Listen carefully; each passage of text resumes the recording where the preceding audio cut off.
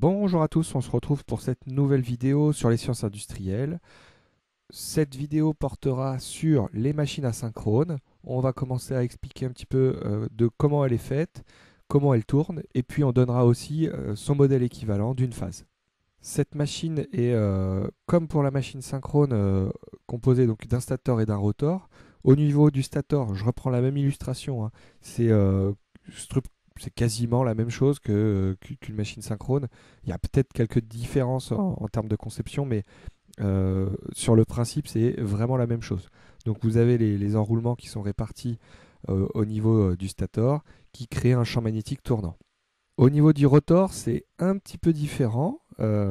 Alors, la plupart des machines asynchrones sont composées de ce genre de rotor.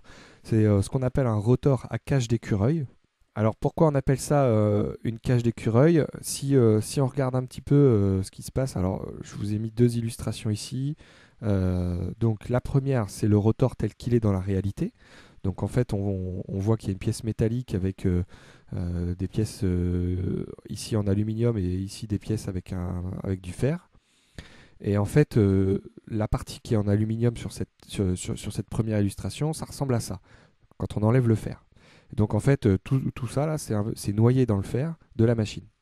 Et donc en fait, les conducteurs électriques du rotor, eh bien, ils forment cette espèce de petite cage d'écureuil, là, la petite roue pour la souris, qu'on appelle une cage d'écureuil en anglais. Il arrive qu'on ait des rotors un peu différents. Donc là, je vous remets une illustration.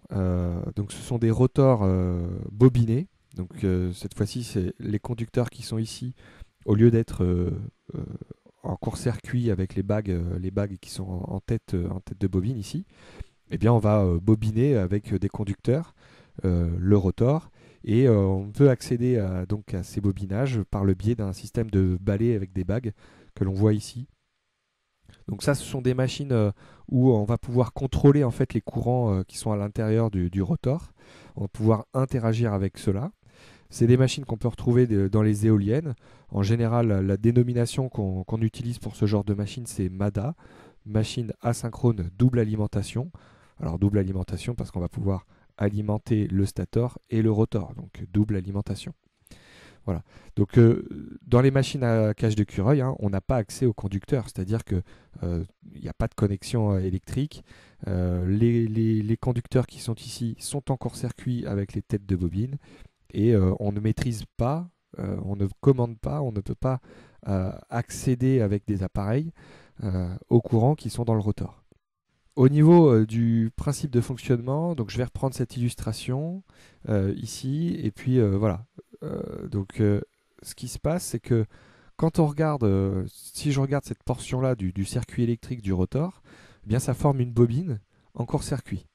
Et puis en fait, cette bobine qui est en court-circuit, elle subit le champ magnétique tournant créé par le stator. Donc vous avez au sein de la machine, au sein du rotor, donc le champ magnétique BS qui est créé, qui tourne à la vitesse oméga S, la vitesse de synchronisme. Et donc cette petite bobine qui est ici, là, elle voit des variations de champ magnétique lui passer devant, hein, voilà, on a dans cette bobine une variation de flux, et donc on va avoir création d'une FEM, enfin d'un courant induit, puisque là elle est en court-circuit, donc il n'y aura pas de force électromotrice. Donc vous allez avoir un courant induit dans cette bobine. Alors forcément, hein, on peut aussi appliquer la même chose pour la petite bobine qui est à côté, et puis etc. pour toutes les bobines qui sont sur toute la périphérie du rotor. Et puis alors, physiquement, ce qui se passe, c'est que la loi de Lenz va intervenir, c'est-à-dire que le courant qui est induit ici, il va chercher, la physique va faire que il va chercher à être le plus petit possible, il va chercher à contrer la raison qui lui a donné naissance.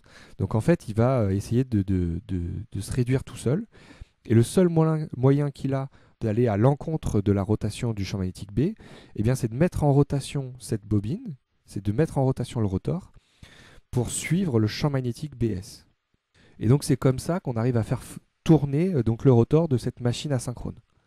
Alors si on essaye de raisonner avec une interaction de champ magnétique, En fait, ce qui se passe, c'est que donc, le courant qui est induit dans cette bobine va lui aussi créer un petit champ magnétique qui va être comme ça, orthogonal à la surface de la bobine.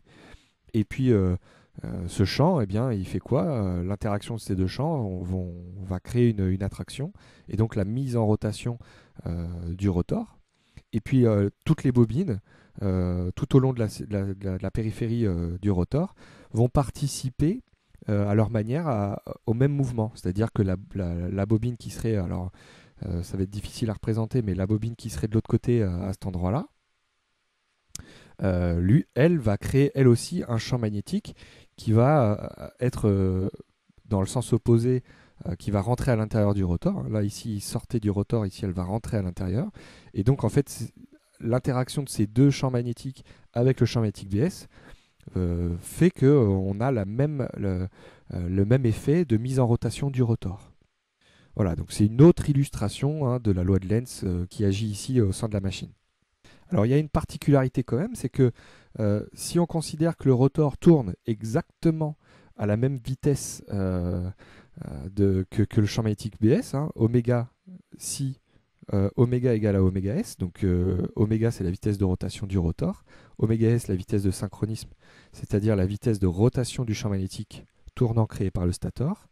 Donc si on a égalité entre ces deux vitesses, eh bien en fait nos petites bobines là qui sont en court-circuit ne voient plus de variation de champ magnétique, puisque les deux se suivent, les deux tournent, se déplacent à la même vitesse.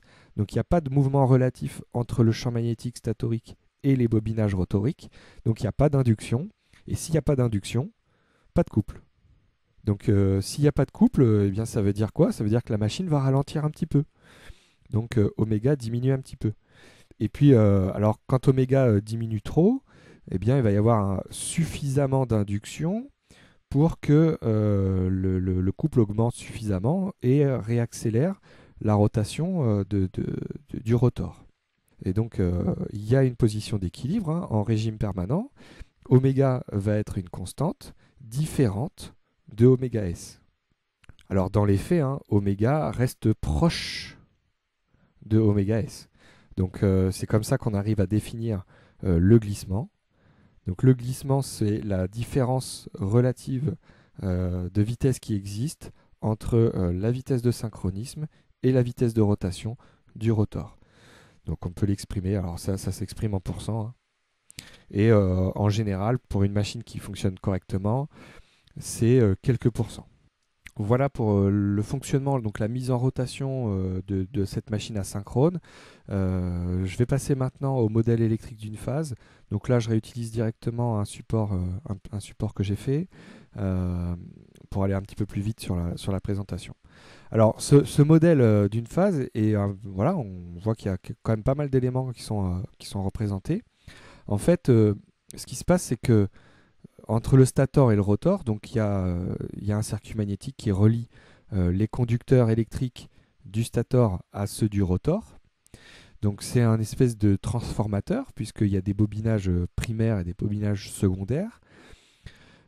Sauf que ces conducteurs du rotor, là, ils sont en rotation, ils bougent par rapport au stator. Donc il va y avoir une pulsation électrique qui va être très différente dans les bobinages du rotor par rapport à ceux du stator.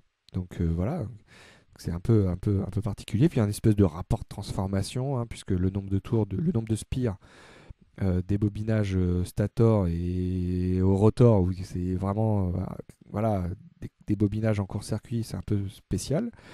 Bon voilà, il y a une espèce de transformateur un petit peu.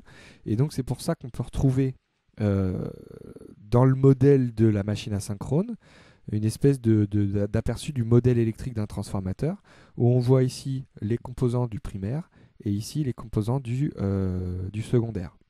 Évidemment, ceci est un modèle. Donc je profite de cet exemple qui est très caractéristique de la notion de modèle, mais ne cherchez pas ces éléments, alors en particulier les éléments du rotor dans la machine.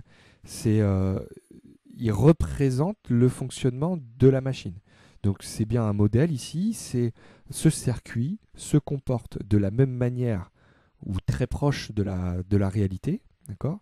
Et voilà, ce qui veut dire que cette valeur de la résistance qui est notée RR ici, résistance rotorique, ça n'a rien à voir avec la résistance des conducteurs des bobinages qui est ici. Il y a un rapport, hein, il y a un lien. Il y a un lien mathématique qui existe, un lien physique, mais il n'est pas direct, hein, puisqu'il y a tout un tas d'éléments qui interagissent entre les deux. Évidemment, hein, il n'y a aucun lien électrique entre le stator et le rotor à cage d'écureuil. Donc il n'y a aucune raison de faire que cette liaison électrique entre les éléments du stator et du rotor existe, sauf dans un modèle. Donc ici, si je reprends un petit peu les éléments, donc vous avez RSLS qui sont la résistance et l'inductance statorique. Ensuite, vous avez donc RF et LF qui modélisent les pertes fer et l'inductance magnétisante.